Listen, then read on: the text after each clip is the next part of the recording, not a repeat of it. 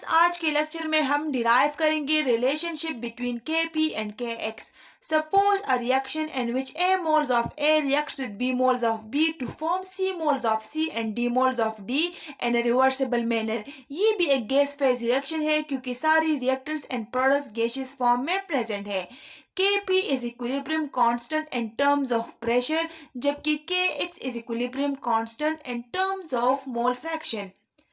According to Dalton's law of partial pressure of any component is equal to its mole fraction multiplied by total pressure. ये देखिए P is equal to X into PT. इस expression में X mole fraction को represent करता है जबकि P T total pressure को express करता है. इसी तरह अगर इस रिएक्शन की हर कंपोनेंट का हम पार्शियल प्रेशर एक्सप्रेस करना चाहें तो हम क्या करेंगे. हम इस एक्सप्रेशन में करस्पॉन्डिंग कंपोनेंट को मेंशन करेंगे. For example, partial pressure of A will be equal to mole fraction of A multiplied by total pressure. So partial pressure of component A will be equal to XA into total pressure. Similarly, partial pressure of B will be equal to mole fraction of B multiplied by total pressure.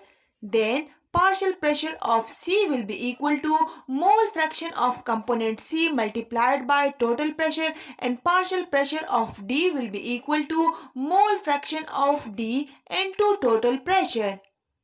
These are the values of respective partial pressures.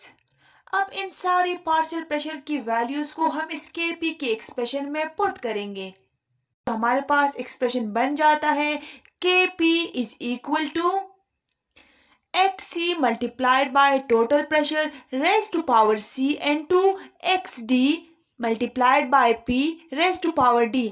असल में हमने क्या किया है, हमने partial pressures की जो कि C और D है, हमने C और D की पार्शियल प्रेशर की एक्सप्रेशन को यहाँ पे रिप्लेस किया है.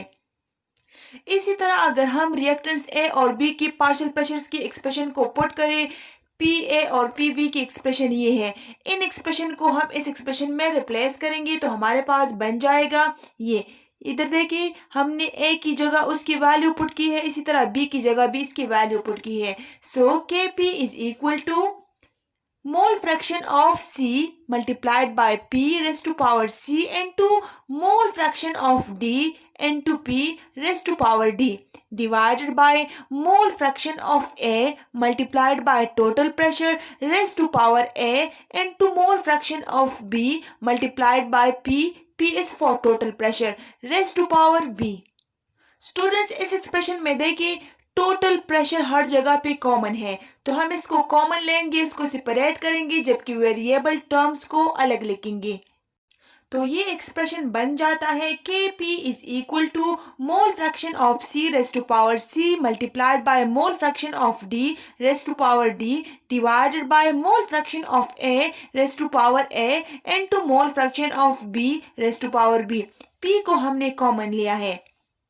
C प्लस D जो है वो number of moles of products है जबकि A plus B number of moles of reactants है.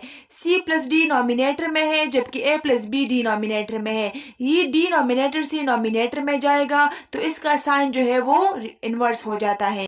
ये मोल फ्रैक्शंस की एक्सप्रेशन एग्जैक्टली इक्वल है to equilibrium constant in terms of mole fraction. So इसकी जगह हम Kx लिख सकते हैं. यहाँ पर हमने P को एज सच लिखा है. हमें पता है कि C plus D are number of moles of products जबकि A plus B are number of moles of reactants. तो हमने उनकी जगह NP लिखा है, NP for number of moles of products, minus को हमने अपनी जगह पे लिखा है और A प्लस B की जगह हमने NR लिखा है, NR for number of moles of reactants. Students, आपको पता है कि number of moles of products and number of moles of reactants की डिफरेंस को हम del n से शो कर सकते हैं. सो हमारे पास ये एक्सप्रेशन बन जाएगा Kp is equal to Kx multiplied by P raise to power del n. According to ideal gas equation PV is equal to nRT. लेकिन अगर नंबर ऑफ मोल्स 1 हो तो फिर हम इस इक्वेशन को इस तरह एक्सप्रेस कर सकते हैं कि PV is equal to RT. n की जगह अगर हम 1 की वैल्यू पुट करें. अगर इक्विलिब्रियम कांस्टेंट के एक्सप्रेशन को हम देखें, यहाँ पर सिर्फ p की वैल्यू गिवन है, सो हम p के एक्सप्रेशन को पुट करेंगे। तो इस एक्सप्रेशन में हम बोथ साइड्स को vp डिवाइड करते हैं, तो ये v के साथ कैंसिल हो जाएगा और इस साइड पे v जो है अपेयर हो जाएगा। So p will be equal to RT divided by v। इस p की वैल्यू को अगर हम इस एक्सप्रेशन में पुट करें तो हमारे पास एक्सप्रेशन बन जाएगा। ये देखिए हमने क्या करना है, Kp is equal to Kx into p। इस p की जगह हमने ये एक्सप्रेशन पुट करना है। सो हमारे पास एक्सप्रेशन बन जाएगा Kp is equal to Kx into RT divided by v raise to power del n। This is the relationship between Kp and Kx. Students, let's move to the last part of this lecture, which is the relationship between Kp and Kn. आपको पता है कि Kp is the equilibrium constant in terms of pressure, while Kn is the equilibrium constant in terms of moles. Again एक gaseous phase reaction को suppose करना है जिसमें A moles of A react करता है with B moles of B to form C moles of C and D moles of D। और अभी आपको Kp के एक्सप्रेशन में भी कोई मसला नहीं होगा और हमें पता है कि Kp is equal to partial pressure of C raise to power C into partial pressure of D raise to power D divided by partial pressure of A into partial pressure of B, और उसकी corresponding power को हमने show करना है in exponential forms. According to Dalton's law of partial pressure of any component is equal to mole fraction of that component multiplied by total pressure. Students, याद रखें कि mole fraction is equal to number of moles of a component divided by total number of moles. So हम लिख सकते हैं कि x is equal to small n divided by capital N। Small n represent करता है number of moles of a component को, जबकि capital N total number of moles को रिप्रेजेंट करता है। अगर हम मोल फ्रैक्शन के एक्सप्रेशन को पुट करें इस इक्वेशन में, तो हमारे पास ये एक्सप्रेशन बन जाएगा P is equal to n divided by capital N multiplied by total pressure. एक और चीज याद रखिए कि for a given reaction total number of moles in a reaction mixture and total pressure of the reaction mixture they remain same. So हम कह सकते हैं कि total number of moles और total pressure same होगा for all components in a reaction mixture. अब अगर हम हर कंपोनेंट का पार्शियल प्रेशर एक्सप्रेस करना चाहे तो हम लिख सकते हैं कि partial pressure of component C will be equal to number of moles of component C divided by total number of moles multiplied by total pressure। इसी तरह अगर हम पार्शियल प्रेशर कंपोनेंट D का कैलकुलेट करना चाहें तो हम कह सकते हैं कि PD is equal to number of moles of component D divided by total number of moles multiplied by total pressure। Similarly, partial pressure of component A will be equal to number of moles of component A divided by total number of moles multiplied by total pressure, and partial pressure of component B will be equal to number of moles of component B divided by total number of moles in a reaction mixture multiplied by total pressure of reaction mixture। Next step में हमने partial pressure की सारे expression को Kp के expression में put करना है। सो देखिए स्टूडेंट्स, Pc की जगह हमने उसका एक्सप्रेशन पुट करना है, पार्शियल प्रेशर ऑफ D की जगह हमने उसकी वैल्यू पुट करनी है। इसी तरह partial pressure of A and partial pressure of B की जगह हमने उनकी एक्सप्रेशन पुट करने हैं। तो हमारे पास एक्सप्रेशन इस तरह बन जाएगा। ये किस तरह है, देखिए equilibrium constant in terms of pressure is equal to number of moles of C divided by total number of moles multiplied by total pressure। Exponential form में हम क्या शो करेंगे C, क्योंकि इसके नंबर ऑफ मोल्स कितने हैं, C coefficient है, इसलिए एक्सपोनेंशियल फॉर्म में हम C को रिप्रेजेंट करेंगे। इसी तरह हमने D, A और B की एक्सप्रेशन इस इक्वेशन में पुट की तो हमारे पास ये इक्वेशन डिराइव हुआ है।